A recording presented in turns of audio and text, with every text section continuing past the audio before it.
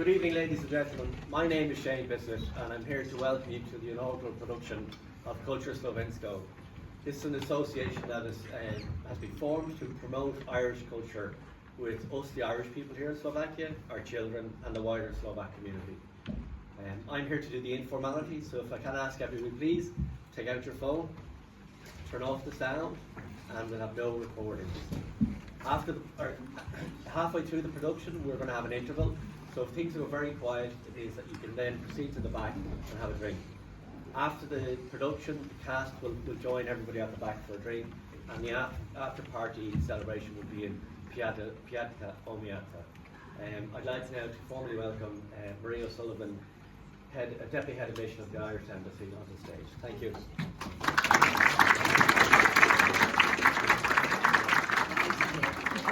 That was a bit of a struggle in the heat, so sorry. I wasn't really prepared. Just wanted to thank you all for coming, welcome you all, and to say I'm delighted to actually introduce what is now the second performance of Moll by John B. Keane. By all accounts, it was a roaring success last night, so I'm looking forward to seeing it myself this evening. The Irish Embassy is really proud to have any kind of involvement in this. Our only involvement was to help set up Culture Slovenska with Shane Bissett and his crew. That being said, we want to thank a few people who have kind of gone above and beyond with this production. Oscar Brophy, who's not only just an actor in this play, but he's also a stand-up comedian, and he also has done two really good pieces of journalism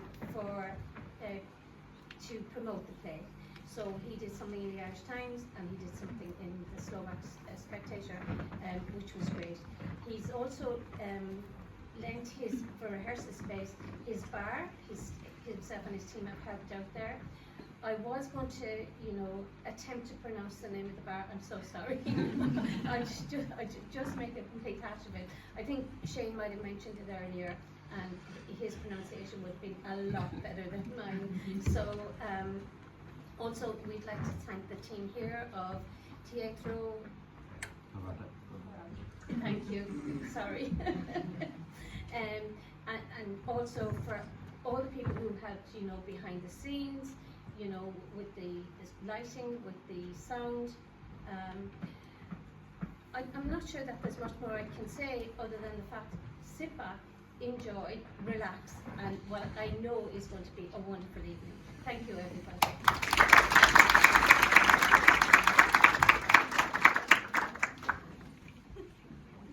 After the new money came in, things were never the same again at the presbytery. Till then the summers came and the summers went, each one much like the last. Alice was a poor parish, but God was good and even the weather was good. Sometimes. And the priests of Alice went about their duty without a bother on them, until the summer of that fateful year of our Lord in 1971, when the money went decimal. Oh, it had a most shocking and deleterious effect on some people. Why else would their housekeeper of 20 years, the honest, sober, industrious and respectable Letitia Bottomley, suddenly up and marry an American tourist and emigrate to New Jersey in the United States of America, there to open up a diner which she entitled the Black Bottom Bistro. It was the decimal money that drove the poor woman demented and left them with the onerous duty of finding a new housekeeper.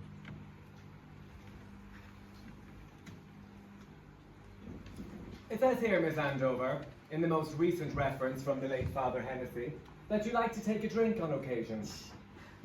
Does this mean an intoxicating drink? For all I take from Father, I don't know why he'd mention it. The good Lord be good to the man. Yes, but do you take an intoxicating drink, however? On the very rare occasion, Father, barring I had colds or pains or the likes. Any further questions? Supposing you were to get the job, Miss Andover, would you need any extra help? Well, I would have to have a maid, naturally. There's three of you. And what sort of salary would you be expecting? God knows, Canon. Given the way everything's gone up since the money went decimal, if I get the job, I'd need £10 a week.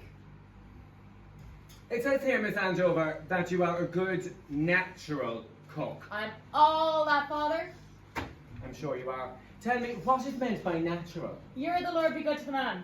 He always ate what I put in front of him, and there was never a word out of him. I'm sure he did, but one doesn't usually hear those words linked together. I've heard of excellent cooks. I've heard of simple cooks. I've even heard of plain cooks. But a natural cook, that is a new I one. see what you mean.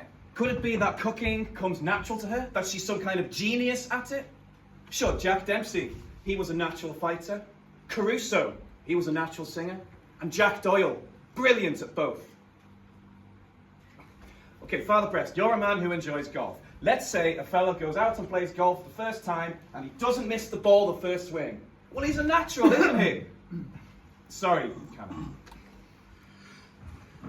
Now, Miss Andover, I'm going to submit you to a small test. You only hand on me. I've never been touched by the hand of a man. It's not a physical test. Have a seat. I merely say a word, or group of words, and you tell me the first thing that comes into your head. Do you understand? All right, I'll chance it. Wardrobe. Bottle of gin. Sweet tooth. Horse cake. Sunday morning. Gin and tonic. Cold in the nose. Bloody Mary. Sacristy. Altar wine. Well, thank you, Miss Andover. Thank you. Thank you so much. We've heard all we need to hear. Okay, you'll be hearing from us. There's a right one. Standards dropped. Good housekeepers are not to be had. Yeah. But you must remember there's plenty of work to be had in factories and in hotels. Well, they don't seem anxious to make a career out of it anymore. When I was a young man, this sort of thing was a great temptation to widows and spoiled nuns and the like. Now they prefer the outside. Well, they can have the outside, morning, noon and night. Being a parish priest's housekeeper, it isn't the same as being a nun. Well, they used to be. They used to be very like them in manner and in obedience. By the way, you were on the ball about the drinking. Oh, I knew her late employer, Father Dick Hennessy. Dine away, Dick, the teachers of the parish used to call him. Why dine away? Don't you see, he never dined at home. And couldn't they say as much in the reference? Nah, he couldn't. No, why couldn't he? He wasn't able. He could never bring himself to say a poor word about anybody. God rest his soul. That's why you questioned her about the drink. Oh, yeah, you can be damn sure that if Father Dick Hennessy said she liked to take a drink on occasion, she was a cross between a wine taster and a dipsomaniac. And this business about being a natural cook? That is to say, she served up the food natural. She didn't bother with the cooking of it beforehand at all. Gentlemen, we are in a spot. Here we were, as united as three leaves on a shamrock, as well disposed to each other as brothers. And now, we're left to fend for ourselves.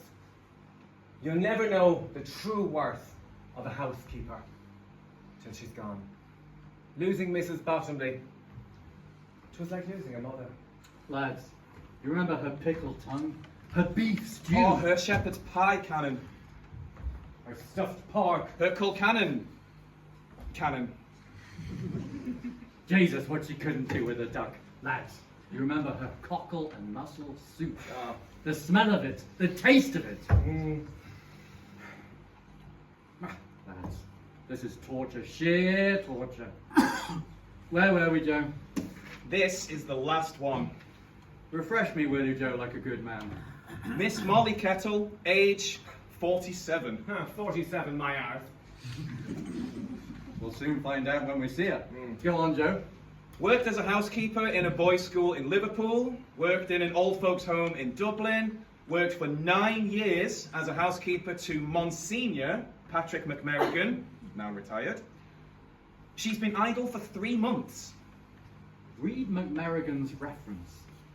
Biggest windbag in the diocese. Miss Maureen Molly Kettle. The Molly is in brackets.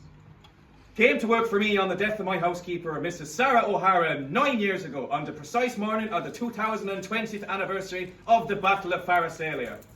Quanti est sapere. She struck me at once as being a woman of integrity. She answered all of my questions satisfactorily, and having assured myself that her references were in order, and that she had a reasonable knowledge of the true faith, I employed her forthwith. I found her to be a thrift and exact housekeeper, a good timekeeper, and a faithful servant. I found her to be a good cook, and a better punch maker. I know no more of the good woman, nor do I need to. Omne ignotum pro magnifico. That's the lot. You're right, Canon. He is a windbag. To use a golfing metaphor you will understand, Phil. If she could endure Monsignor McMerigan for 9 holes, she'll go the full 18 with me. This must be approached coldly. If we lose detachment, all we will gain is a bad housekeeper. Of course, of course. Call the ranger, will you, like a good man? Miss Kettle, would you come in, please? Please, be seated. Well, it's a nice day, Miss Kettle, isn't it? It is, thanks be to God. A very nice day entirely, Canon. Allow me to introduce my 2 curates, Father Brest and Father Lauren. It's possible they may want to ask you 1 or 2 questions, but be at your ease. Be at your ease. This isn't an inquisition. Now, it says here that you seem to have met with Monsignor McMerigan's approval. We got on great. And the new Monsignor? Couldn't tell you nothing about him, Father. Isn't it a wonder he didn't keep you on? He didn't ask me, Father. Why not? He brought his own woman with him, Father. So now you've been without a job for 3 months. Isn't that a long time to be without a job? It is, Father. A long time, surely. Is it how you couldn't find a job? I could get a job all right. And why didn't you? After working 9 years with a Monsignor, it isn't every job I would take.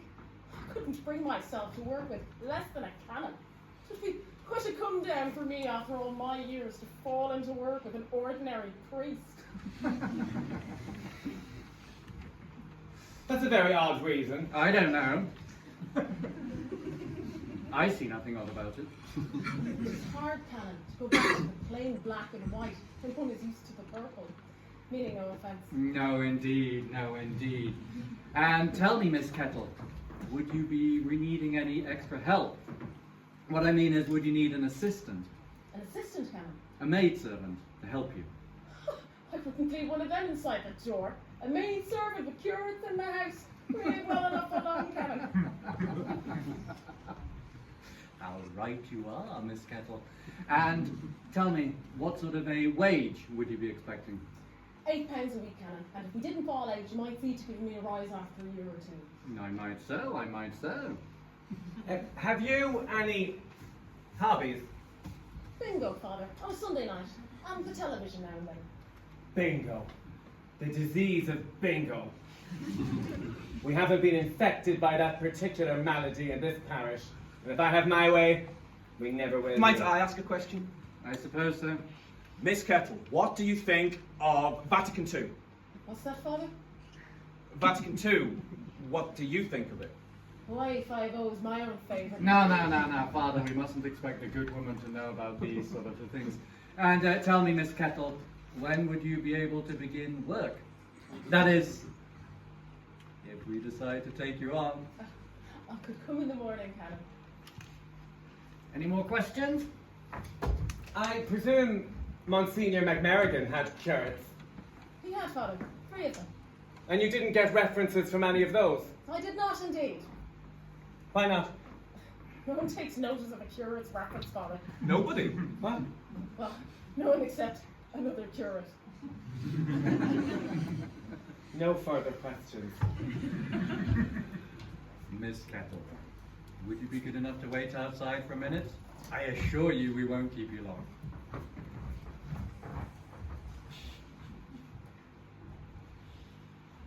Now's the time to say it, lads. I don't know. What don't you know? I don't like her. There's something about her.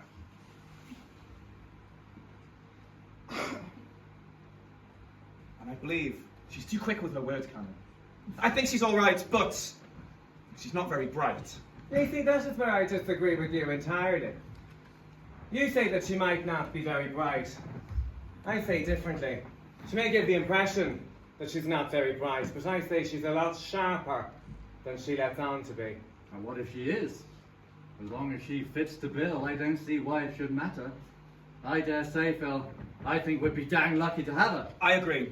Come on, Phil, make it unanimous. I wish I could. This woman frightens me.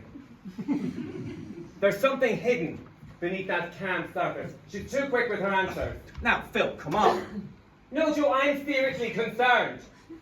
When a presbytery gets a new housekeeper, that's like a regiment that gets a new sergeant major. A new housekeeper is like a new moon. And a new moon can bring anything with it, from a tidal wave to an earthquake. You're an alarmist, Phil. Maybe. But I have a foreboding. And in these matters, I am as sensitive as a seismograph. What? A seismograph. Oh, yes. And already, I am recording the first faint rumblings of a calamity that is about to befall. I'm registering the first awful vibrations of a collapsing presbytery. Save the flowery language for Sunday's sermon, Father.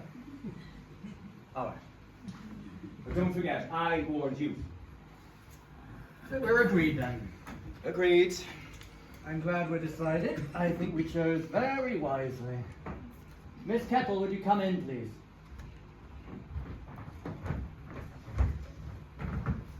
Would you take a seat, Miss Kettle? Now, your Christian name is Maureen, is it not? That's right, Canon. Though them that knows me calls me Moll. Moll, is it? Well, I've good news for you, Moll. You can start work whenever you're ready. The salary is agreed. I wish it were more, but we are a poor parish with a school to be built and a church to be repaired and God knows what else. It's all right, Canon. I'm sure I'll manage, as I've always done. I dare say we might agree that a month's notice would be reasonable in case things don't work out. They'll work out fine, Canon. You'll see. Very good. Come with me and I'll show you the layout of the place. I hope, now please God, it'll be a lucky day for all of us. Yep, please God. Please, God. Now, handyman. For better or worse, we have ourselves a new housekeeper. I've said my piece. Only time will tell. But I hope for your sake and mine that I'm wrong. I think you're being a bit dramatic, you know. I'm a veteran of 5 presbyteries. And I happen to know that God's greatest gift is a good housekeeper. And God's greatest curse is a bad one. I've never met one, but I know men that have. Men that have died from malnutrition. This one strikes me as a bad one. I might be wrong, but I can feel it in my bones. And my bones have yet to let me down. I better be going. Where are you going? I'm going for a round of golf, if you must know. But before I go, I'm going to go to the chapel and get down on 2 knees and commence myself a novena for the salvation of all of us. Not to any saint, not to any martyr. Straight through, no diversion. To the God Almighty Father himself. Bye.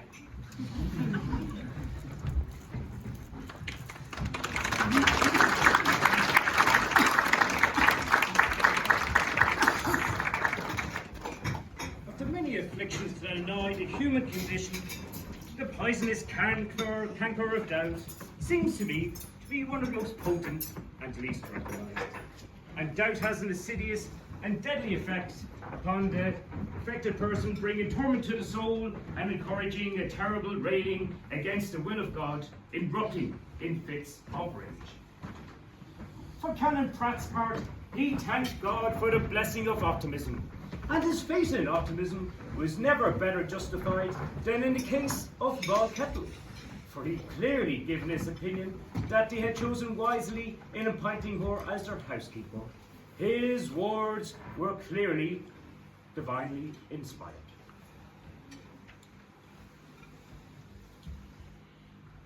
Excuse me, Canon. Watch out, I'll burst. Just a little more. Is the breakfast all right, Canon? Fine, fine. Couldn't be better. How long are you with us now, Moll? A month yesterday, Canon. A month yesterday. How does time belong in passing? Off with you now, Moll. We're fine here. Thank you, Canon. What about the dinner, Canon? Oh, we'll leave that entirely to yourself, Moll. Would bacon and turnip be all right then? Bacon and turnips will be glorious. Just glorious.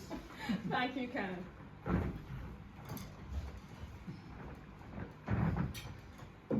Now there is a great woman. I don't know about that.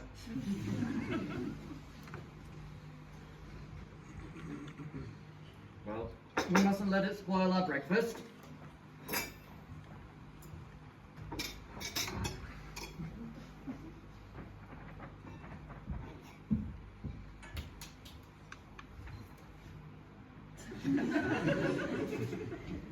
Father Aaron, Yes, Father Brest. you're a man that has excellent eyesight. If you say so.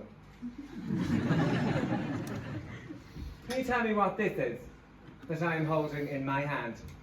It beats me. Have you ever seen anything like it before? Offhand, I can't say. Here, take it in your hand. Make a careful examination. Interesting, isn't it? It certainly is. I must confess, I'm baffled. Does it remind you of anything? No, I can't say that it does. Well, give it back. It might be valuable. Valuable? Museums and universities are often interested in little curiosities. Do I detect a note of sarcasm, Father Brest? No. Because if I do, I may tell you here and now that I won't have it. Then what in blazes are you on about then? It's it! What is it? I wish I knew! That's a rasher, man.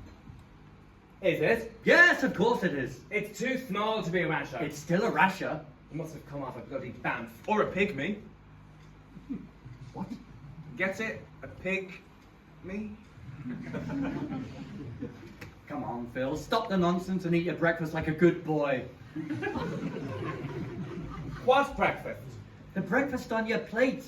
I see nothing wrong with it. No, what you mean is you see nothing wrong with yours. Just look at the size of your sausage. And then look at the size of that. Father Aaron, what do you think? Normal sausages run 16 to the pound. 48 of those would hardly make a pound. Of course, I haven't much of an appetite, Canon, but it's tough on poor Phil. Yeah, you're bloody right, it's tough on poor Phil.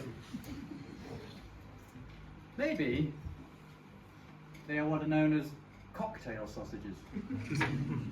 It's a fact, you know, that they can be as much nourishment on a small, meaty, hardy sort of a sausage than on a big, fat, soft one. Is that a fact? Yes, it is a fact. There's even a saying to cover it. What in blazes is it now? Something to do with parcels. The best of goods come in small parcels. That's the one. Thank you, Joe. What are some of these old sayings, you know? Okay, well in future, you can have the small, hearty sausages and leave the big, fat sausages for me. What's gotten into you lately, Phil? It's Moll, your precious housekeeper. She seems to think that curates can live on the wind. No. The poor woman does the best she can. No. She does the best she can for you. That's your imagination. Is it? That sausage is 3 times as big as that one. Am I seeing things, Father Aaron? You are not. Am I, Canon?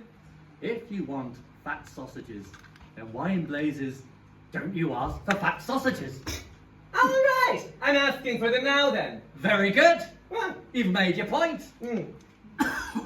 Now, may we proceed with our breakfast? You proceed, by all means, but I have something more to say. Then you'd better get it off your chest then. Yes, I had, hadn't I?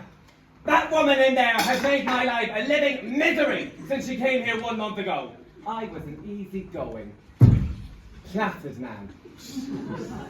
A happy man in a happy house, content with my lot. and with my share. But then slowly, insidiously, poisonously, she tries to break me. What a vivid imagination you have, Phil. Alright. Have you heard the way that she calls me? I'm relaxed, and then all I hear is, "Bad the breath! Bad the breath!" I tell you, I'm shattered. Oh, come on, Phil. Gather hold of yourself. The poor woman's got nothing against you. Hasn't she? Did I hear you ask for bacon and turnips for lunch today? Yes, but we can always change it if you want to. I know what I will get. I will get the smallest, toughest, stingiest piece of the whole lot. Something lardy and leathery from the old sow's belly. So will I. Yes, but you have no appetite. I'm telling you, Canon, at lunch, in the interest of common justice, have a look at my plate. Why don't you have a talk with her? I would not demean myself by talking to a creature like that. Dear me. We're very perturbed this morning. All right. Do you remember the lunch yesterday? Yes? What did it consist of? I have an atrocious memory.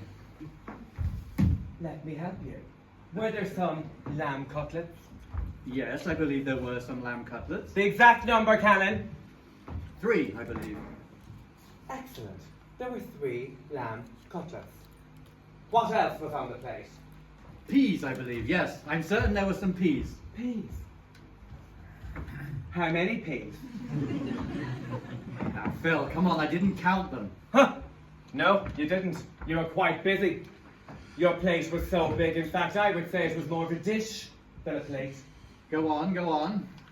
So, half the plate was covered by 3 lamb chops.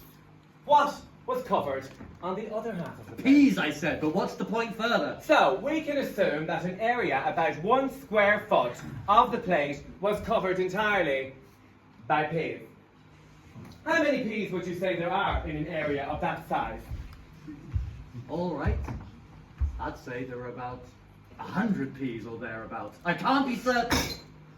Thank you, Canon. You have been most helpful. Now, did you happen to get a look at what was on my plate? I did not. I had something better to do. Oh, begob you did. Nom nom. Father Aaron, did you happen to get a look at what was on my plate? There was what Speak appeared to up be. now. There was what We would appeared. like everybody in the room to hear you. There was what. And please be truthful with your answer. There was what appeared to be 1 small mutton chop, or an article outwardly resembling 1 small mutton chop. It was, if I may say so, the smallest mutton chop I have ever seen. Go on, Father. What else was on the plate? There was also what appeared to be a quantity of tinned peas. Tinned peas. Could we be more specific? It is my honest opinion that there were 20 peas on the plate. 20 peas. Well, Father, you're wrong.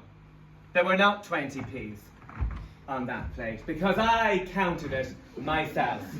And there were, in fact, 19 peas. Is this fair, Canon? Is this just, Canon? I'll talk to her. I assure you, I had no hand in this. I'll talk to her this very day. Okay, I believe you. But let me add that yesterday at lunch, I tried to chew that chop and failed. I hacked at it, I chewed at it, and it made no impression. I can only conclude that what was euphemistically referred to as mutton was in fact not mutton at all. It must have come from the posterior of a mountain ram who was siring ewes back when Holy St. Patrick was a little boy in the mountains of Antrim. By the Lord, that was a mighty outburst, Joe. He's been keeping up with a bit. Well, it's the first I've heard. I suppose he kept it in for too long, hence the unexpected explosion. And do you agree with her? Well, I think I do. Well, do you or don't you? Well, I do, but on the other I'll hand... have a talk with her. Father Brest! No time like the present. Here she comes. I'll skedaddle. Where's Father Brest? Who wants him? This is sick. I'll take it, Miss Kettle. Very well, the man's waiting outside. Ball is at your feet, Cannon. Watch how you kick. Moll, will you sit down for a minute? I'd like to have a little talk with you. Very good, Canon. Moll. Poor Father Brest is very perturbed. Oh, the poor man. I hope he gets out of it. He seems to think you're cutting down on his food. So does Father Lauren, but Lauren doesn't seem to mind. Enough is enough, Canon. And I've always given the pair of them enough. Maybe it's how they expect the same as yourself. That's just it. They do! And they have every right to expect it. Have they no respect for seniority? All I know is that Father Brest maintains he's not getting enough to eat. Now, what do you have to say about that? Your last housekeeper, Canon, spent £40 a month on meat alone for this household. That much money would keep a company of soldiers in meat. £40 on meat alone. Was it that much? Every penny of it. And how much was it this month, Moll? £10, Canon. Good God, but you're a pure magician, Moll. And the food was never better. My food was never better. And did you cut down much on the other items, Moll? I did indeed. The grocery bill's cut by half. Good God, but you're a genius entirely, Moll. But still, we have this problem with Father Brest. Lord save us all, Canon, but 'tis wrong to give young priests too much to eat. How's that, Moll? Because they get notions, Canon. Notions, Moll? Notions, Canon. Over in Scotland, Canon, a few years ago, a young curate rose up one morning without his collar and ran off with a half-naked lady acrobat. Go on, go on. A lady acrobat, Canon. It was in the papers. Beef, Canon. And steaks that was half raw was the cause of it. That's what the Monsignor at Merrigan's doctor told us. He knew that curate. If it was plain bread and butter and gravy he was getting, he'd be too weak to get notions. I dare say there's something in what you say, Moll. In the name of God, Canon, would you look at the jaunty cut of them two hardy bucks? Well, they're young and they're Isn't spirit. that what I'm at, Canon? Oh. 2 prime bucks, and they've the gall to ask for more food. Sure, if they eat any more, they'll go out of their minds altogether. If you feed them like gamecocks, they'll crow like gamecocks, and they'll strut like gamecocks. And you think they're getting enough? Are they priests or are they gluttons, Canon? Is there nothing else to life but their gullets? Would you hear the Pope asking for lamb cutlets? 2 years ago, when the Cardinal Monsuki of Persia came to see the Monsignor, did he ask for a lamb cutlet? He did not indeed. A plate of giblet soup and a crust of bread was all that poor man had, and he a cardinal. Yet, we've 2 pampered bucks looking for lamb cutlets, begrudging their own canon the white he'd just be eating. What worries have them beyond the feeding of their bellies? Have they to worry about the education of children, or the building of schools, or is their guts their only concern? I can't answer you, Moll. In all truth, I can't answer you. Will you tell me something else, Canon? I will if I can, Moll. The church, Canon. There's 3 holes in that roof, and the windows are rotten. Are the people of the parish, Canon, to be exposed to rain and cold and draught because all the rest don't like bingo? The people of this presbytery must come before all else, Moll. Before me, before you, before anybody. Would you like to see the old people catching pneumonia when they kneel down to say their prayers? Is that what you want, Canon? Is it how you want to see the feeble and the delicate crippled in pain, and them that has weak joints to be just in bits? Is It's that not what I want, Moll. They'd all be wrecked with pleurisy and TB if the holes in that roof aren't seen to. And why, Canon? Will you tell me why? Because Father Brest doesn't like bingo. Don't he like bridge, Canon?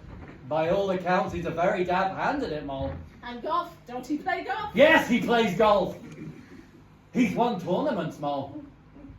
Yeah, it is fine for Father Breast and his equals to play golf and bridge. Yes. 'Tis all right for them. But it's not all right for the poor people of this parish to play an innocent game of bingo. Did you talk to Moll about the food? Yes, I did. We're going to put a new roof on the church. What has that got to do with anything? Where will you get the money?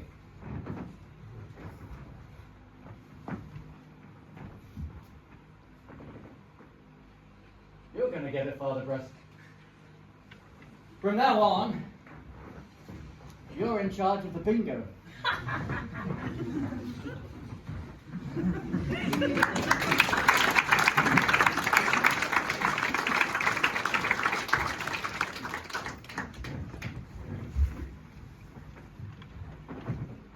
If there is a sound that pleases me more than most, it is the sound of laughter.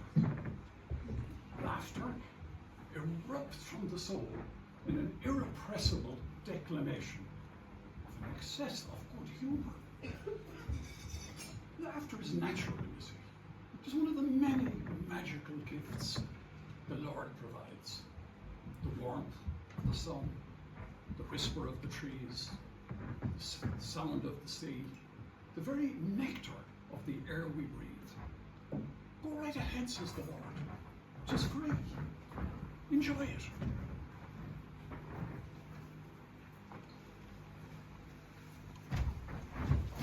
Oh. Woo! Congratulations, and well done on avoiding you-know-who. Oh. I'm going to make a phone call to my mother now that I have the opportunity. You know, she's started listening in on the phone calls now. The other day, I was on this phone to my mother, and I sensed that there was somebody in the vicinity. And was she there? Was she there? She was standing in the dark, quiet as a mouse, with an expressionless look on her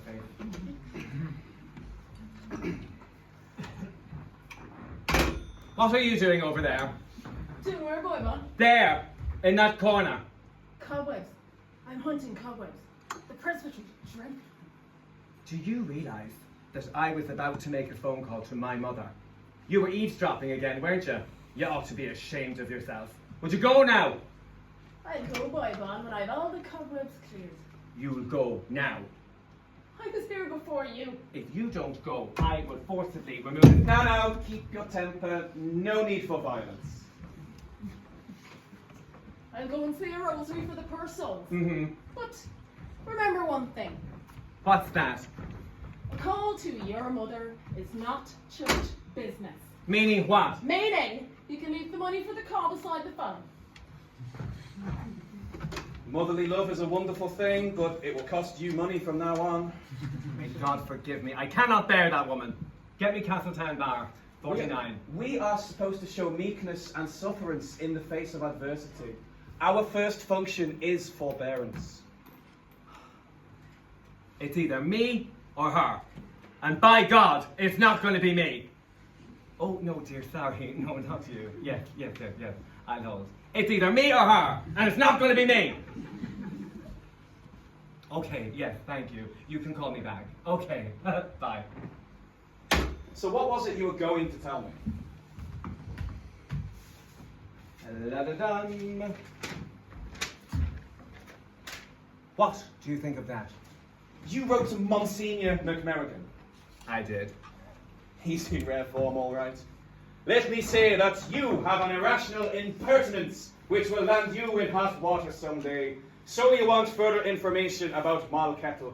If you must know, she was a great woman entirely. She ran the presbytery on a pittance, and if there were more like her, there wouldn't be half the trouble in the church today. You are an impatient and ungodly fellow to want to belittle this woman. Prayer is the last hope for you. Prayer and meditation. I need not add fasting, because Moll Kettle will see to that. Ha ha. May God succor you, Father, and your many godless equals. The church is at the crossroads. Make sure you follow the right path. Yours in JC, Monsignor Patrick McMerican. How an old bag like that got to be Monsignor, I will never know. Probably fit for nothing else. I also wrote to 2 of the curates. I thought there were 3. There were 3, but one of them died. Shortly after Moll left. From what? From a mixture of malfeasance, malnutrition, and pernicious anemia. That last one, what is it? That's what you and I will die from if we don't get to her first. That's nice. Did you get any replies to those letters? I did. Show us. Dear Phil, good to hear from you. So you won the West Cork 4-ball. Congrats. Heard a great night was had by all, and you had to be carried.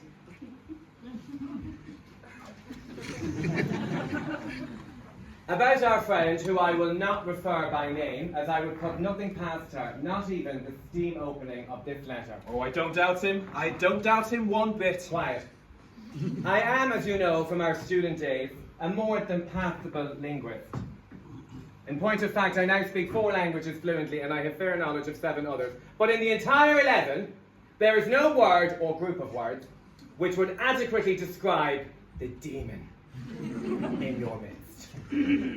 Cunning, sharp, deadly, evil itself personified. In the early days of human species, before language was needed, she would have been eliminated by what bookmakers refer to as tic-tac. My current choice of foods is grossly restricted from the beating that she gave my stomach.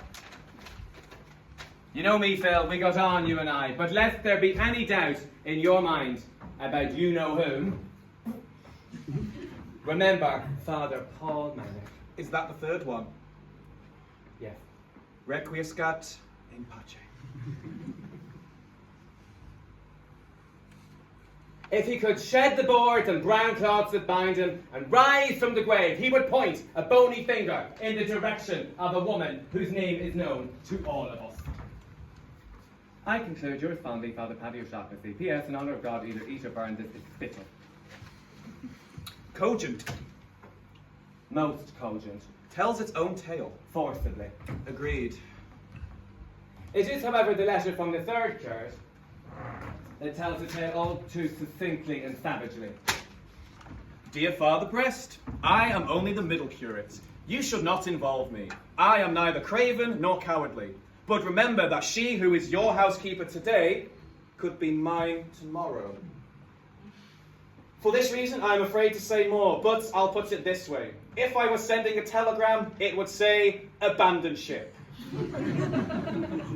Sincerely, Robert Connors, C.C. Paints a strange picture, doesn't it? Weird. What are we going to do? There's only one thing we can do. What's that? The bishop. You mean a visit? Not necessarily. A letter would do, a confidential letter. That's a bit drastic, don't you think? She has been with us for 4 months, and I have conducted 50 sessions of bingo, each one lasting 4 hours. I have lost 15 pounds of weight. I have become a martyr to malnutrition. The bishop, a letter, a joint one. Count me out. You can't opt out. We have to make a stand. It won't work. It won't work. Why not? Because once you write one letter to the bishop, you can never do it again. Say we write to him and we tell him the truth about Moll. We will forever after, in his eyes, be the 2 curates who complained about the food. If some other occasion either one of us has another complaint to make, he'll say to himself, isn't that one of the 2 who complained before? You get it? No! We have genuine grouse! But have we? There's bread, there's butter, there's plenty of milk and vegetables, no scarcity of essentials, if you know what I mean. If the bishop is going to investigate, he's not going to do so without informing the canon. And informing the canon, as we both know, is the same as informing Moll. She'll be ready for the bishop. Is it a woman who fobbed off Cardinal Monsuki with watery giblet soup? So you won't sign then? Let's wait. If things get worse, I'll reconsider. We have no proof, you know. We have nothing to show. Anyway, Phil, You may have lost weight, but you were overeating anyway. You've never looked as fit. You're not flabby anymore. Your belly fat's gone. I'm living off of my fat. It's only a matter of time before the major collapse. And I... Shh. Do you hear that? Sounds like a banshee to me. No, worse.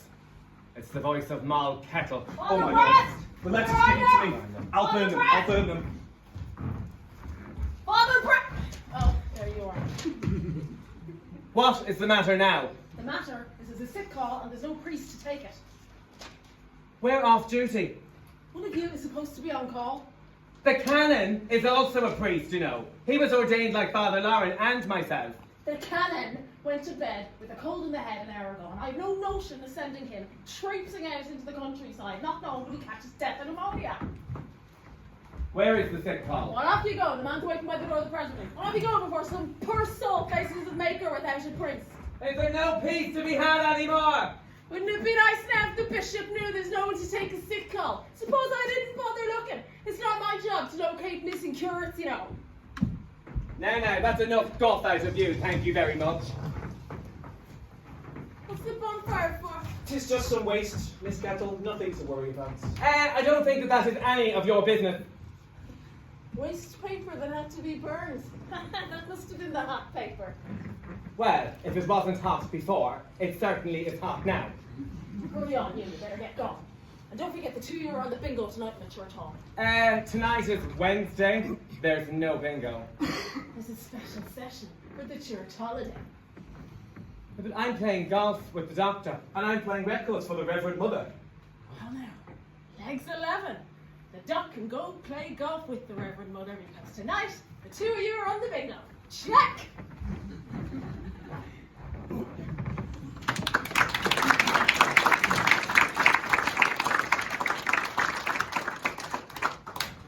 A word about the bingo. Bingo is no sin. There are some people here who would tell you that bingo is gambling, and therefore bingo is a pernicious evil preying upon the vulnerability of simple minds. You're wrong. Bingo is not gambling at all, but a harmless bit of fun. The prizes are modest and, though welcome, unlikely to send the winner into the perilous seas of high finance, particularly since there's every encouragement to reinvest into parish funds for the glorification of God and the salvation of the donor soul.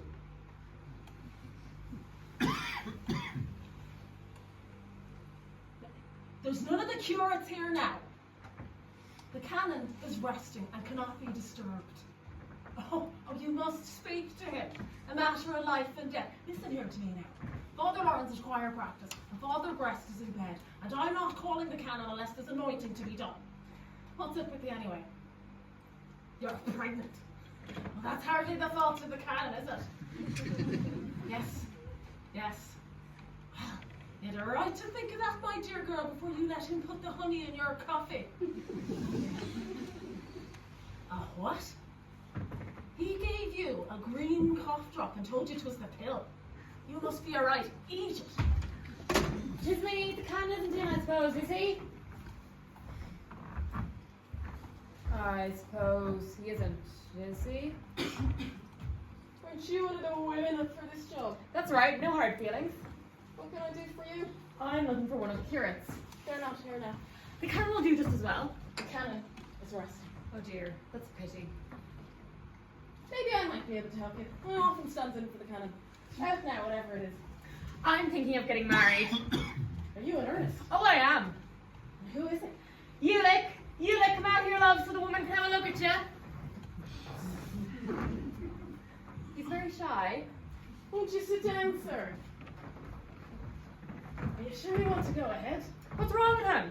He'll die on the job. And if he does, won't I get my widow's pension? What do you want to be getting married for anyway? Because I have to. You have to.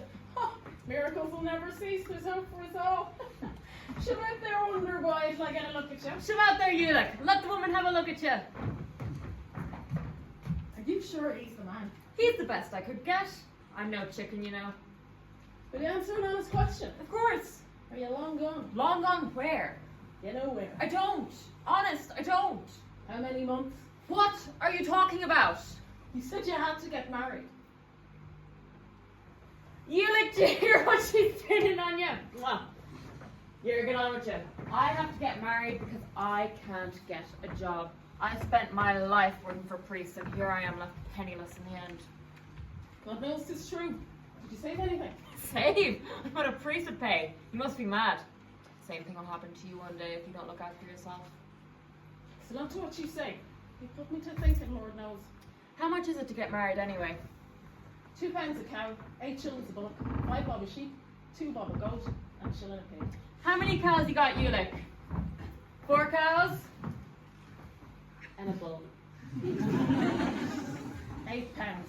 You're right, give me 40 quid and I'll come round the cannon. You gave me good advice. If I don't look after myself, the cannon won't. Have you 40 handy, Ulick?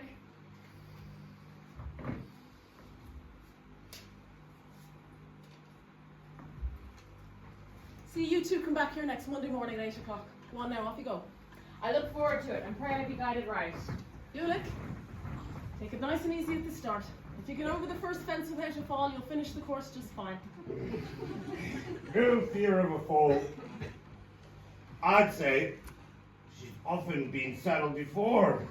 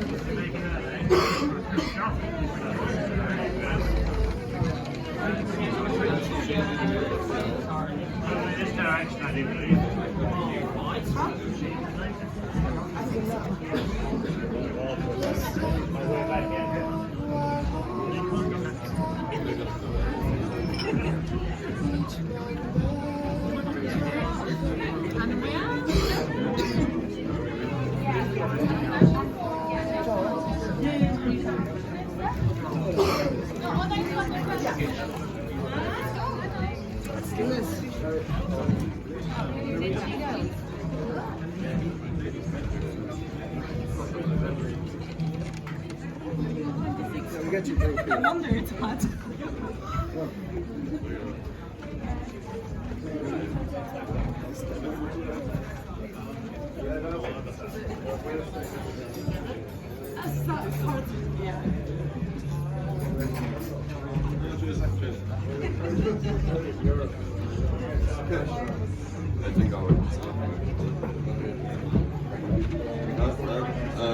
It's on me.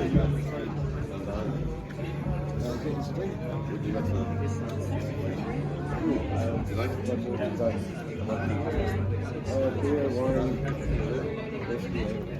Oh, it's good. Yeah, it's good. That's right. White bread. Yeah.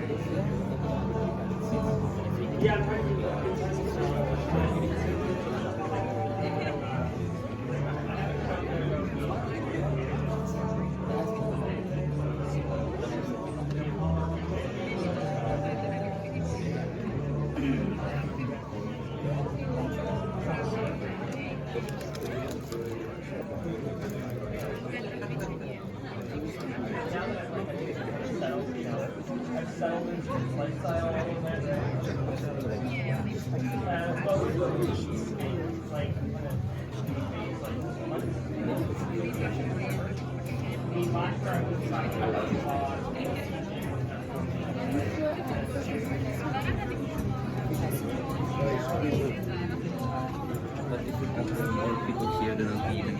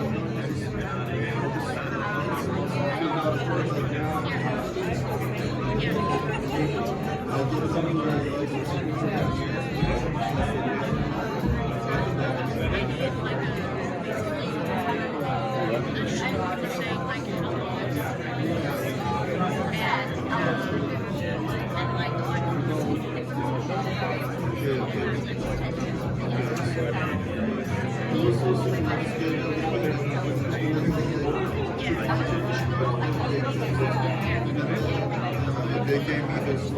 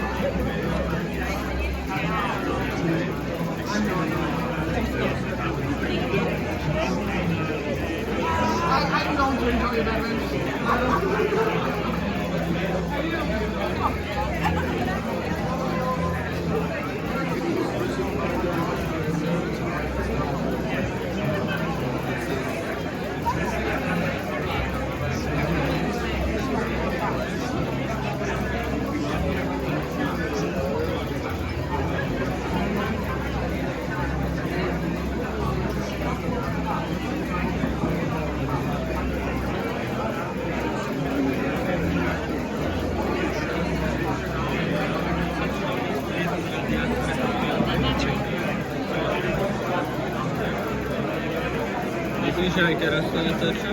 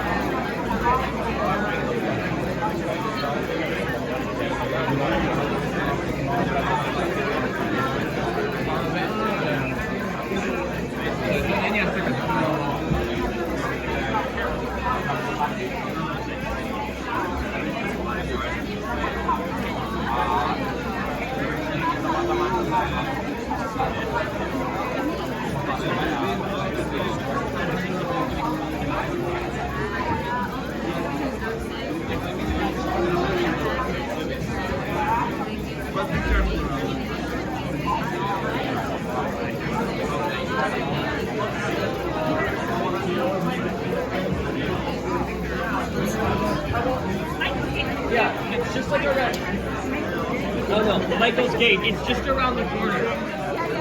But like, you know,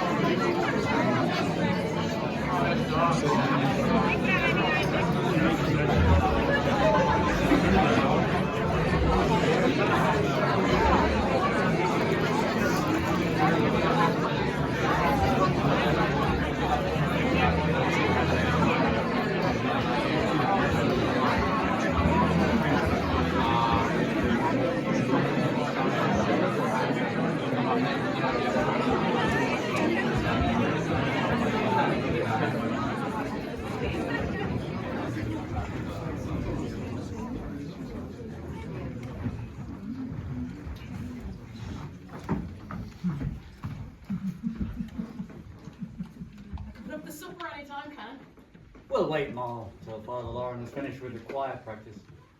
That was a great idea of yours to get a choir going. Thank you, Canon. Do you like hymns, Moll?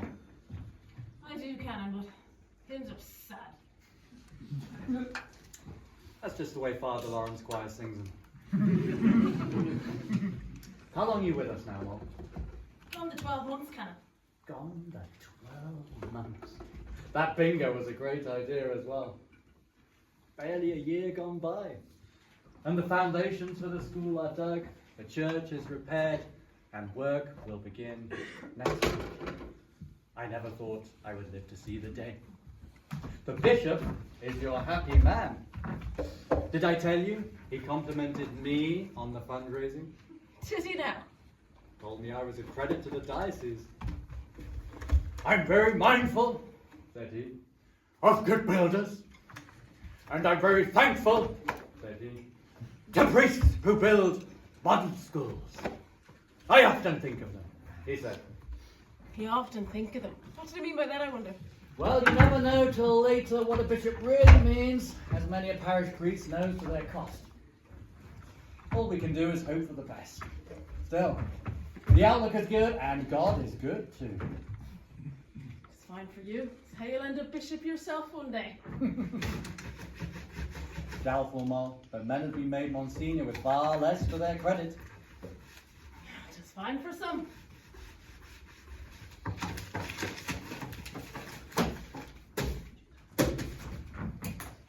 Am I right in thinking we have a touch of the sulks today, Moll? Come on, you know me. Out with it, whatever it is. I don't know, should I, Canon? Sit down, Moll. Now, let's have it. It is always better to have a thing out, and you know me, it won't pass my lips, whatever it is. You can talk to me in complete confidence. 'Tis money, Canon. There's more to this world than money, girl. There is the wealth and riches and the grace of God, which is worth more than everything in the 5 continents put together. True for you, Canon. But couldn't a person have the grace of God and a bit of money beside it? Spell it out for me, Moll. I won't put a tooth in it, Canon. Security. My own security has me worried sick. I'm getting old, Canon, and you're not getting any younger yourself, so 'tis time I started to think about what I would do should something happen to you. I'd be worse off than a widow. Worse than a widow. She'd have her widow's pension. I wouldn't have a copper to get from anyone. It's not fair, Canon. I shouldn't worry, Moll. If anything were to happen to me, you will be taken care of.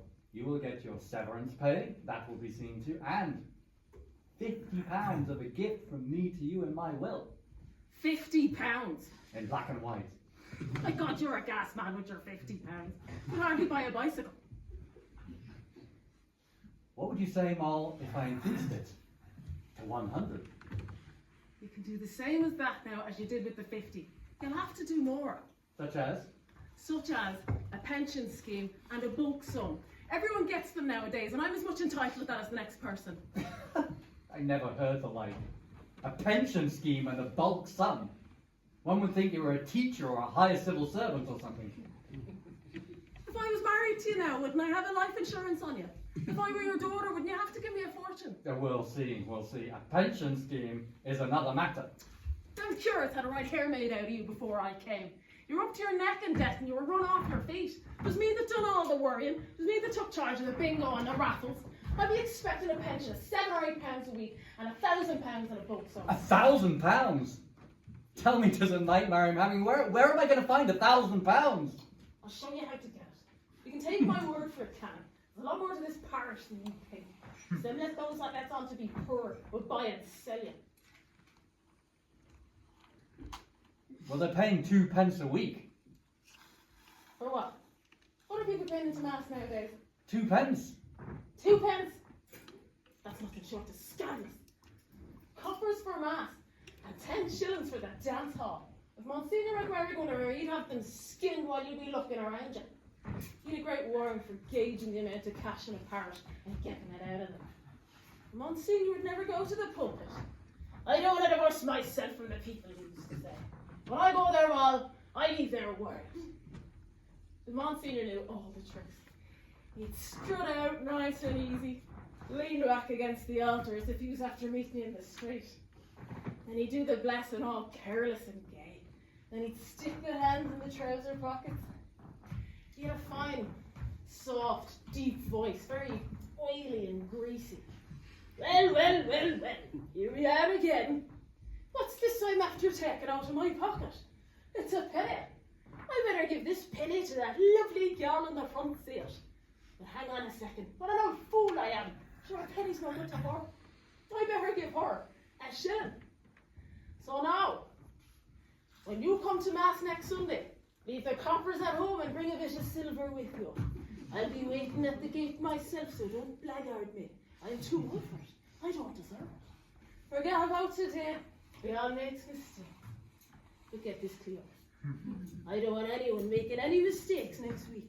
Remember, no coppers. And did it work? Did it what? The following week, the Mass contributions were trebled. And it was the same every Sunday after that. Go on, Karen. Give it a go yourself.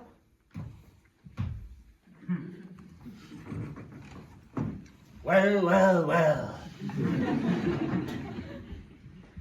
Here we are again. What's this I have in my pocket? A penny. What's this I have in my other pocket? A shilling. 5 new pence. A penny in one hand and a shilling in the other.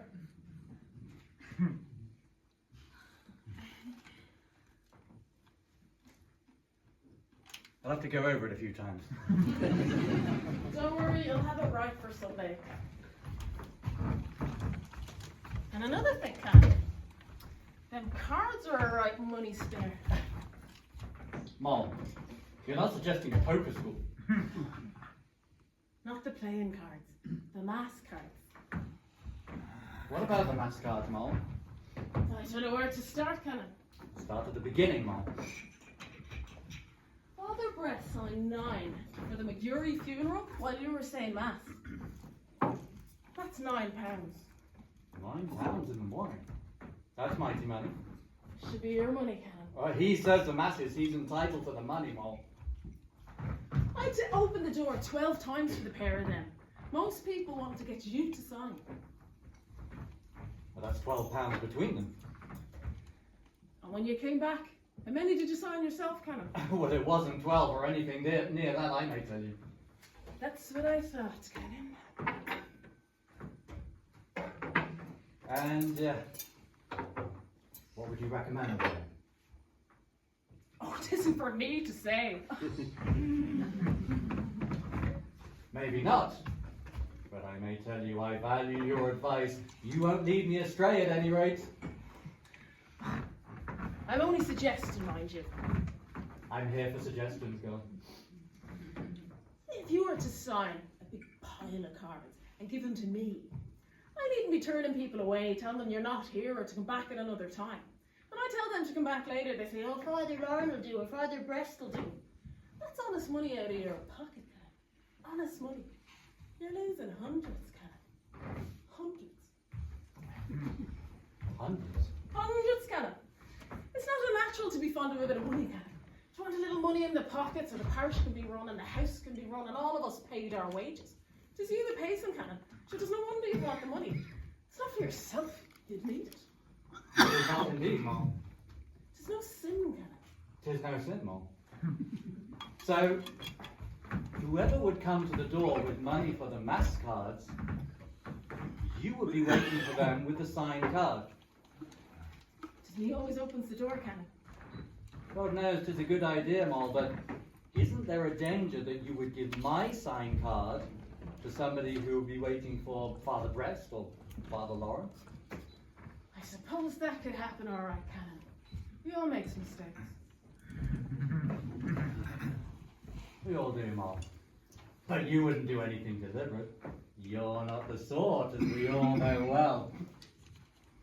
The more I think about it, the more I like it. People put more store in a card signed by a Canon and a card signed by a curate. I'll sign the cards first thing in the morning. Ah, she signed a few of them now, Canon. I'll give you the appetite first. And about our little problem? We'll go to a solicitor and have him draw up an agreement. Very good. I make no promises, mind, but allowing I can raise the 1,000, I still think that's too much. We'll talk about it tomorrow. I won't be here tomorrow. I'm pushing on. I'll go out into the world and find an old man to marry me. The Moll! An old man to marry me, Canon, and the older the better, because when my heart gives out, now I'll get my widow's pension, and it'll be a damn sight more than I'll get from you with your shining shoes and your purple and your grace of God. The bishop would have to be consulted. Oh, the bishop? Carry the breakfast to bed to you in the I'll morning? see what can be done. There's no saying. You'll do it or you won't do it. If you do it, I'll stay. If you won't do it, I won't stay. Be reasonable. I'll say goodbye to you before I go and pack my things.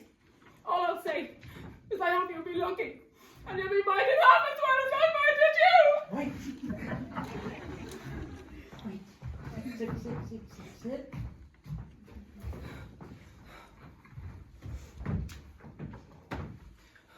It's bad to be hasty. It is, Canon. You look after me, and I look after you. Look at the thousands I'll bring in mass card money for you. There isn't a woman in Ireland who do as well All for you. right. I'll do it. But you'll have to show me how I haven't a penny, I swear it. It's easy done. Tomorrow, we'll go to the solicitor and have him draw up an agreement. And whoever's parish priest after you must pay me a pension. That's important. Then we'll go to the bank and raise the 1,000. You'll have no bother. A parish priest's word is as strong as a rock at Gibraltar. There isn't a bank manager in the world who'll refuse you. We put the 1,000 in your name and mine with the proviso that if anything happens to you, I can claim it.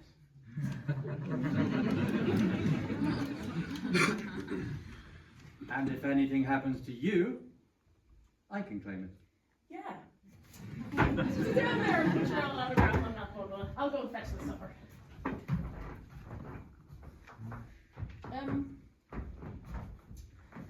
It's not a job you'd expect me to do for nothing, kind of. How's that, Moll? Giving out the mass cards and taking in all that money. It's a lot of responsibility. I'm not sure I understand you, Moll. A commission, kind of. A commission would be totally unprecedented. I declare to God, I never heard the like. You won't lose by it, Canon. Well, what sort of commission? A shilling on the pen. There's only 5 new pence. It isn't much. Moll, it's totally unprecedented. It's what I used to get from Monsignor McMerigan. Well, in that case, I see no reason why you shouldn't get it from me. 5 pence in the pound it shall be. I'll go and get the supper now, Ken. And, Moll, will you give Father Brest a call? I will, to be sure, Canon. Would you ever ask them buckos to tidy out their rooms? They're in an awful stench altogether. And Moll, Yes, Canon. call him easy. He says your voice is affecting his eardrums. I'd call him like he was a baby, Canon. He's a pure Baba God love us. Father Brest! Your supper's on the table! And how is the choir going, Father? Did you ever spend 2 hours in a rookery, Canon? Patience, Father, patience. We can't all be Carusos. These are simple people with no musical education. It is not a cathedral we have. Is it true you'll be getting a new organ for the church? Well, you'll have to ask Moll about that. Moll, does she know something about organs? I would say no, but I would say she certainly knows something about the price of them. We badly want a new organ. And why don't you ask Moll yourself about it? I did. And what did she say? She said I could have one if I had the price of one. And have you the price of one? I haven't the price of a mouth organ, Canon. I like a man who bears his soul and says his piece. You do? Of course. You like music, don't you, Canon? Well, I like a good song and the fiddle played softly. That's not what I mean. What I mean is a choir drawn from the men and the women of this parish. We don't have to confine ourselves to church music, you know. Ah, you mean a good, rousing chorus of the sort you'd hear in the pub on a Saturday night. No, I do not. What I mean is 100 men and 100 women singing the Mass, Think of Handel, think of Schubert. I don't know about Schubert, but you're off your handle, all right. Don't you think the people of the parish have nothing better to do? It could be done. Choirs are for women who have their families reared, and young nuns in danger of deserting. We could give it a trial. Sure. Wait till you have your own parish first. When I have my own parish, I'll have the greatest choir this island has ever heard. When you have your own parish, you won't have the energy. By the Lord, I'm hungry. Is she looking after the supper? But we were waiting on you. She's gone calling Father Brest. Softly, I noticed. Now. No need for sarcasm. I didn't know what's gotten into the pair of you this past year. I'm not prepared to discuss it, Canon. Discussion will only weaken me further. I'll die young. You'll find me in my bed some morning with my tongue hanging out.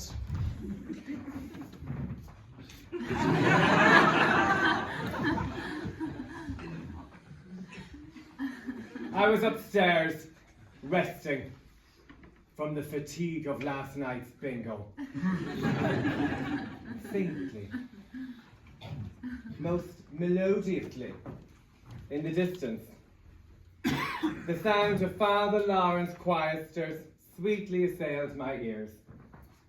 Ah, says I, this is a peace that cannot last. Ha! How right I was.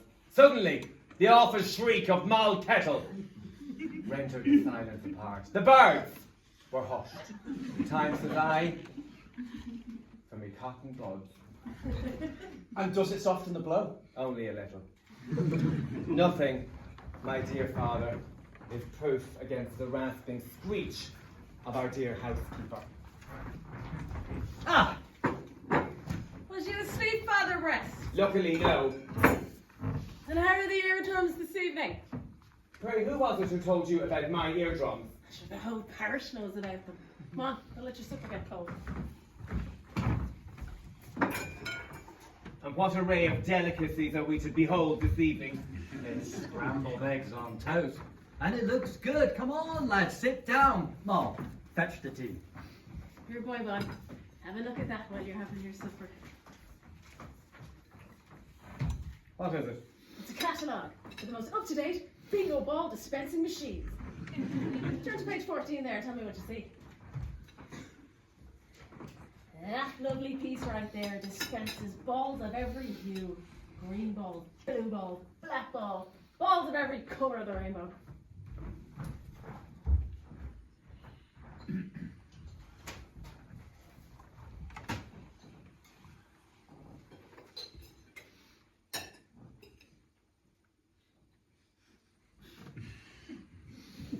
What a way for an innocent egg to end up.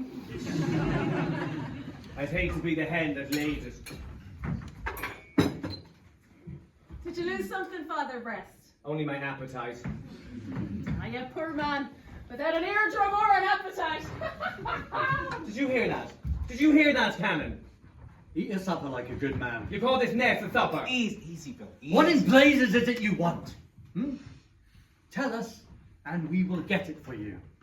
Anything to stop this perpetual whining. All I want is a decent meal. I want nothing fancy. The Lord save us. There are millions starving in India and in South America. And Peru. And Peru. Do you ever think of them? No! You think about them. I have enough of a problem trying to keep myself alive. Will you, Father Lauren, like a good man, pour the tea?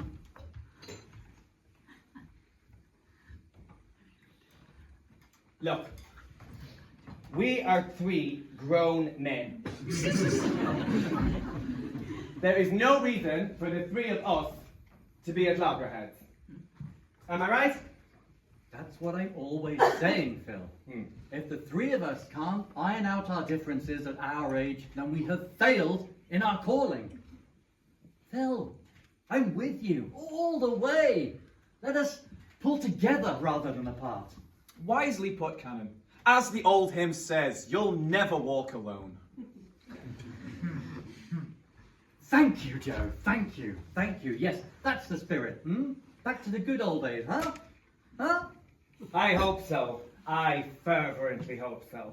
But, in order to reach any degree of happiness, in any walk of life, certain little sacrifices, certain little acts of kindness and thoughtfulness are needed. Especially if this little community of ours is to be restored to the happy place we once knew. Right? Right? Right? Well, what I want to know is who should set the example? Who should make the first sacrifice? Should it come from the top or from the bottom? Oh, the top. The top, where else? And who is at the top? Who is our leader? Moll Kettle. Don't be facetious. Sorry, Moll. Our leader is our cannon. Of course, of course. I have already made a great sacrifice. I run the regular bingo. That's not a sacrifice. That's an elementary parish duty and evening chore. You're wrong.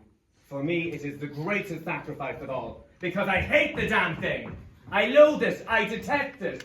I have nightmares that are filled with numbers. Red, 28. Yellow, 11.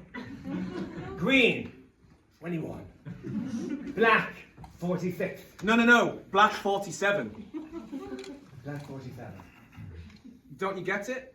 The hunger, the starvation, the great famine. Bingo will be the death of me. I have become resigned to it. You've heard of the Cisco Kid? You've heard of the Sundance Kid? Not forgetting Billy the Kid? Well, here in front of you is the one, the only, the original Bingo Kid. Might I ask what you're driving at, Father? Yes, you might. I'm going to ask you, in the interests of harmony, to make a little sacrifice. I'll go to a reasonable length to restore harmony. What is it you expect of me? From now on, I want you to swap places with me. I shall endeavour to do full justice to your plate. And while you're doing full justice to my plate, you can give a little bit of thought to all those millions of people that you're so worried about.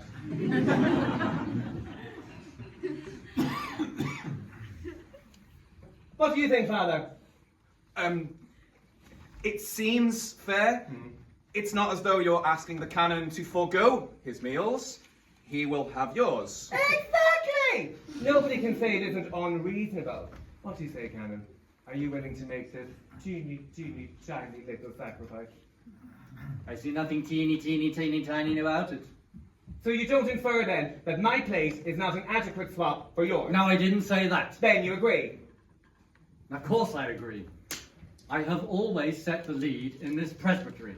Here. Canon, you have taken the first step towards an everlasting peace. Would that the great leaders of the world had half your courage at their peace talks. I do what I can. Let's shake on it.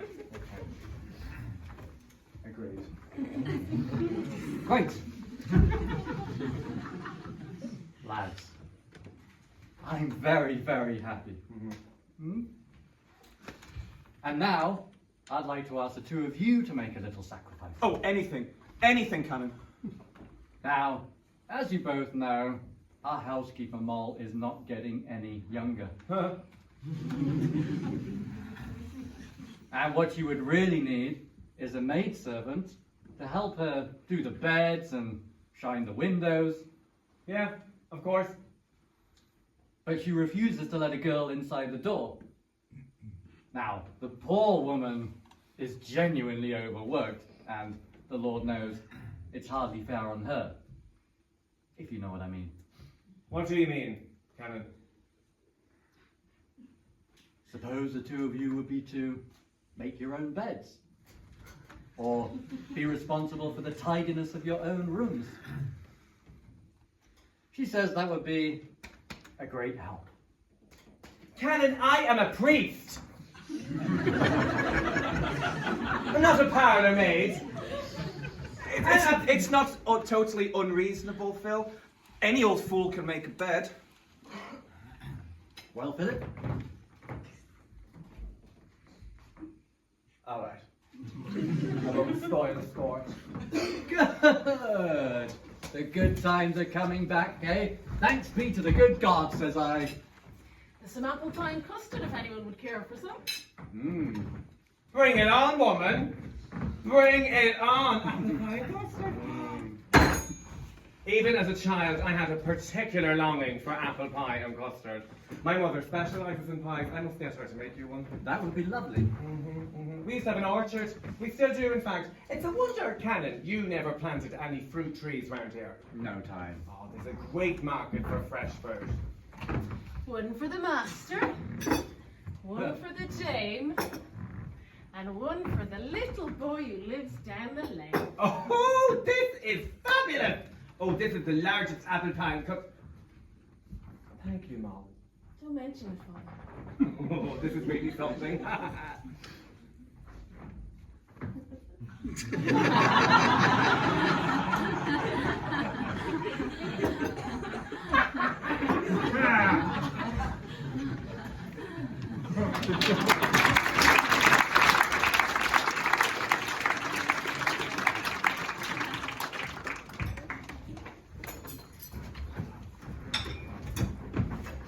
They happen all around us, every day. And mostly, we don't even recognize them. I'm talking about God's little miracles. There's a saying that covers that. Oh yes, God works in mysterious ways. Now you've heard that before, no doubt, but 'tis nonetheless true for that. Who would have thought that Father Lord, a man without the echo of a note in his head, would be after running a choir? God knows. And he probably put the hint in Moll's head, for wasn't it she that carried it out? Oh yes, there was a lot of honest activity going on during Moll's stay in the parochial house in Ballast. And thank God for that, said I.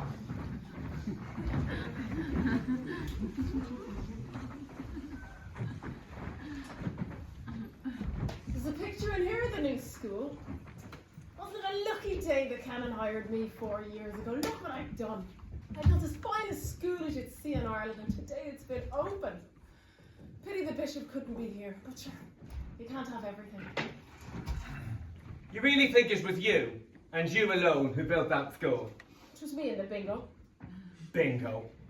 The ultimate role of the Catholic Church in Ireland. The propagation of bingo. May God forgive you. Where's the canon? Bed. At this hour of the day, is he sick or what? He's fine by bond, thanks be to God. He's resting for the festivities. I don't see your name in here. Where? The list of new diocesan appointments. In the name of God, what would my name be doing there? When men as old as 80 or more won't give up the ghost. You think they'd have the grace to retire and give younger men a chance? A chance at what?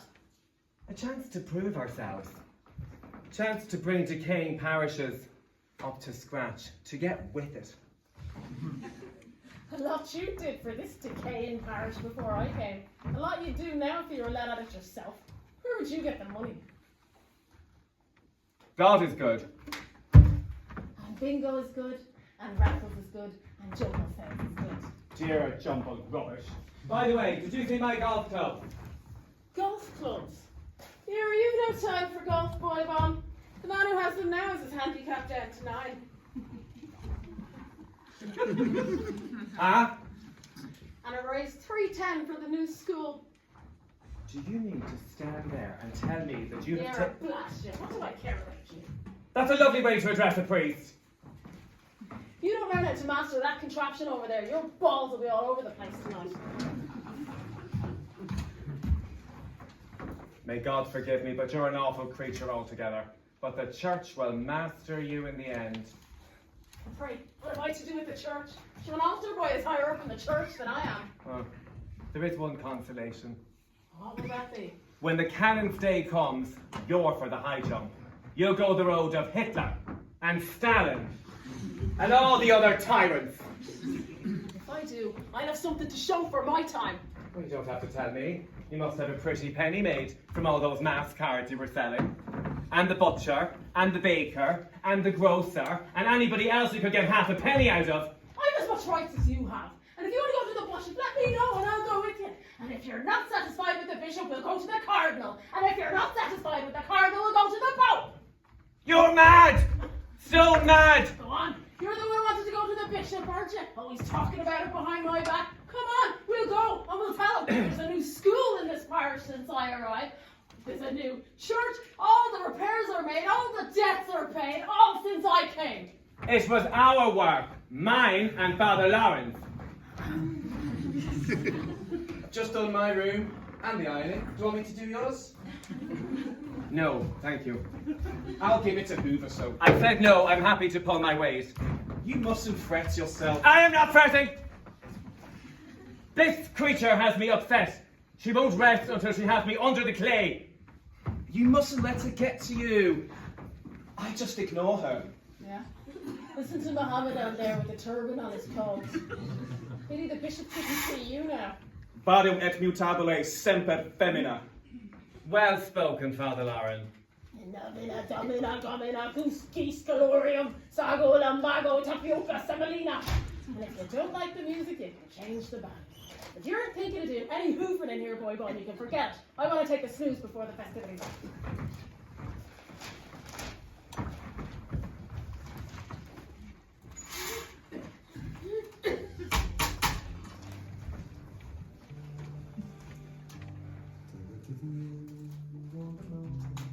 Look at her. You think butter wouldn't melt? Devil incarnate. Devil. Who else but a devil would criticize my sermon on mixed marriages? Mixed marriages, she says. You couldn't do a sermon on mixed bread. Maybe she is possessed. But the devil has more sense. No, seriously, she's dozing. This might be the only chance we have to exorcise her. But I don't like this one bit. Maybe we should get the official diocesan exorcist. He'd never agree, and she'd never submit. This is the only chance we have got. You know, suppose something goes wrong. That's just a chance we'll have to take. There's no doubt that she's possessed. There's no other explanation for her diabolical behaviour. Do the room first. Room. Easy!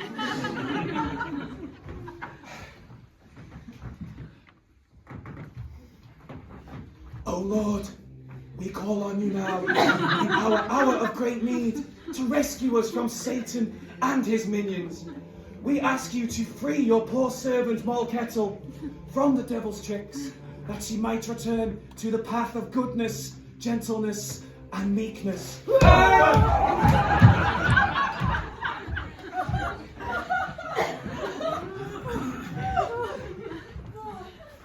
I brought you these empties. Save you the trouble of getting it yourself. You didn't have to do that. Sit down there by the fire and read your paper. Anything good in it? The Pope says the world is going to the dance.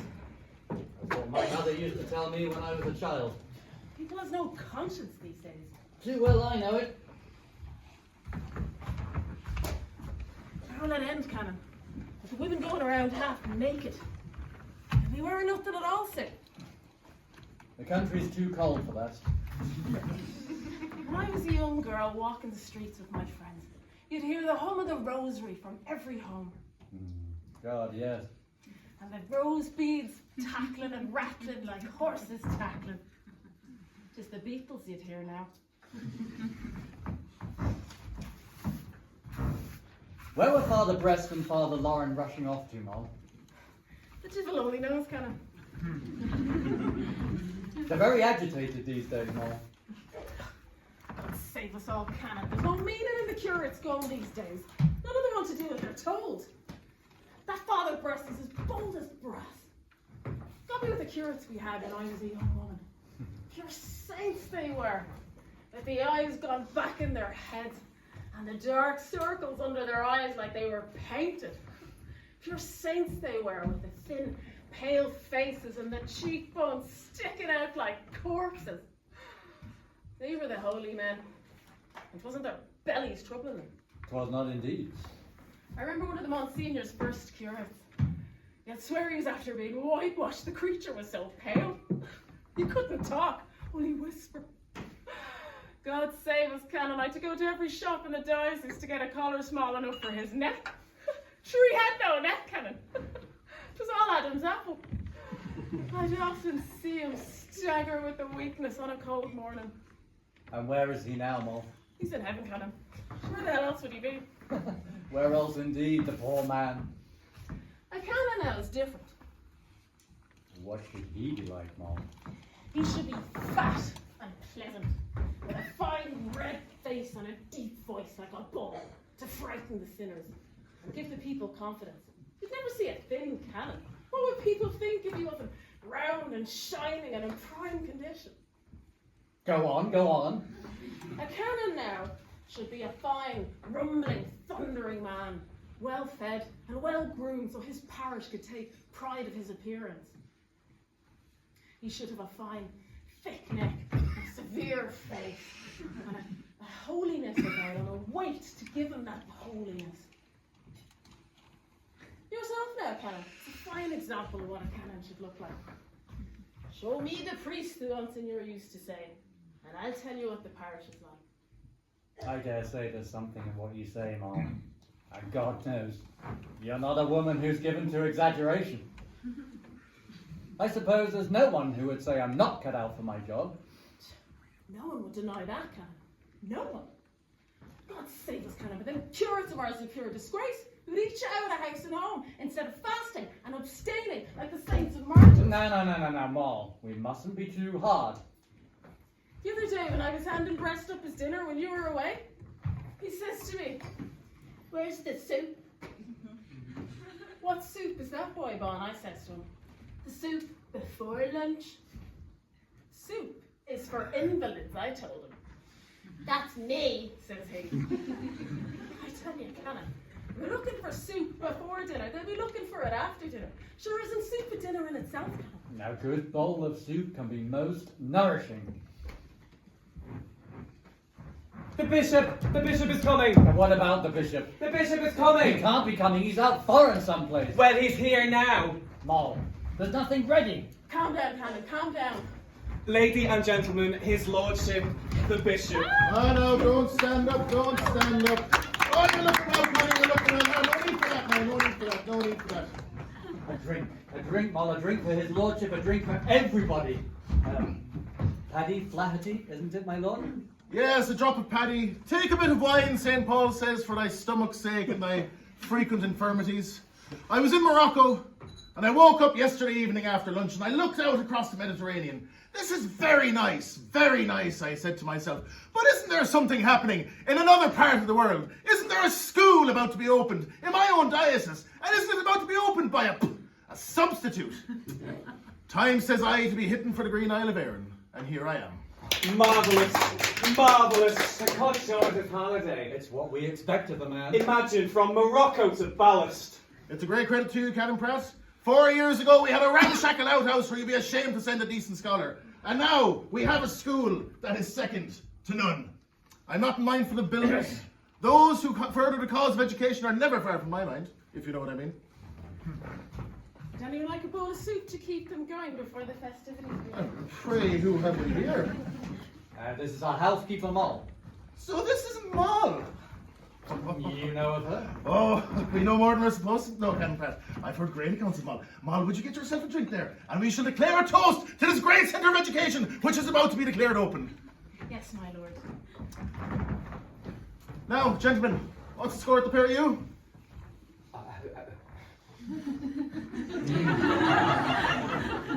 We're fine, my lord. Fine. No grievances? No, none at all. A presbytery without grievances is paradise, and paradise doesn't come to us until we visit the next world. Out with it! Well, there's never a rose without a They're thorn. always hopping balls, my lord. Look at them. Did you ever see such health? Go on, Joe. As senior curate in this parish, I Here I am, have... Canon. Will you be Toastmaster, my lord? Father Joe, will you fetch the parish camera? We're going to record this for posterity. You don't mind, my Not lord? at all, not at all. Moll. Me.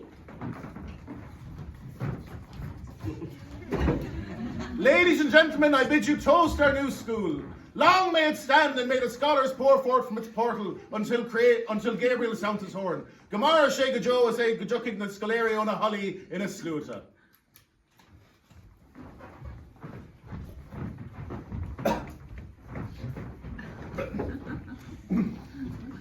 my lord, you asked earlier if we have any grievances. Well, on behalf of Father Lauren and myself, Father Lauren would like to say a few words. Well, what is it you have to say? Say what, my lord? Say what's on your mind. Be frank, be candid Be candid about what, my lord? about the conditions in this presbytery. I have no complaints. I am only a curate. Only a curate.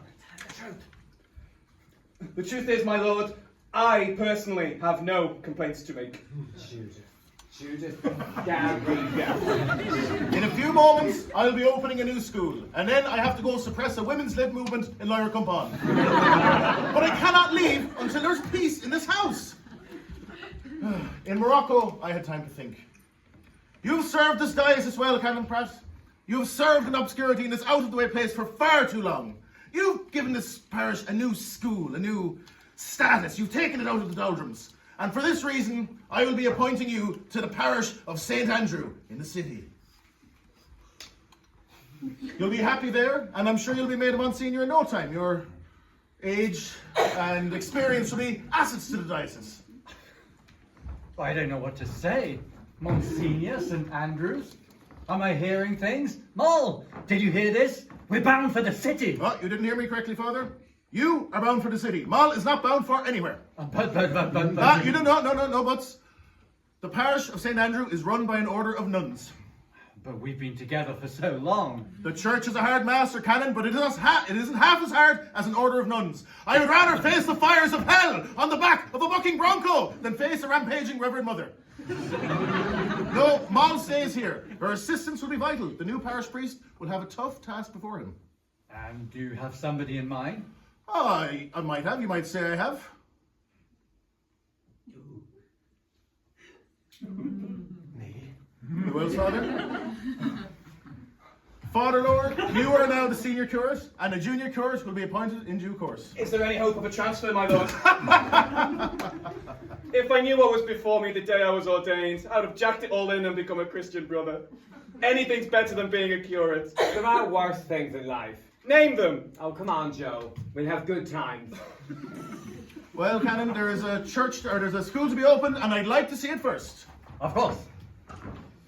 And, Moll, have a word with the new parish priest about our little arrangement. What arrangement? I'll talk to you later, Father. I'm sure you will. Well, now, has anyone anything else to say? Now's the time. There's no good talking about a bishop behind his back. Huh? Right. May God bless your ministry here always, Father Breast. Be patient with your curates. Be very thankful to your housekeeper. And remember, as incredible as it may seem, I was once just a curate too. God bless you. You came out of that nicely. I was the senior curate. And I, the junior. Yeah, as long as you remember that, we'll get along fine. I never thought I'd see the day. It'll be an hour or so before the school opens. Would you like a bowl of soup? I have it ready. Soup? Yes. Yes, we'll have some soup. Yes. This is going to be a model parish. The new community centre will be an example to the whole country. And where are you going to get the money? I'm going to get it from the greatest source of all, bingo. But from now on, a bigger and a better bingo. Did you hear that, Moll? A bigger, better bingo. I declare to God, but you'll make a great parish priest entirely. How can we have different amounts? What are you talking about? He has got twice as much soup as I have got. If you don't like it, leave it. You saw the amounts I got. Come on. Damn it, man, I can't be bothered with this type of trifle. I have a parish to run. I only have so much patience. Up to your organ loft now. Take this iron with you. And this bingo machine here. Bingo is now a part of your life. Off with you. A curate's lot is a hard one. Let it be said that the curates of this country should be canonized. Canonized!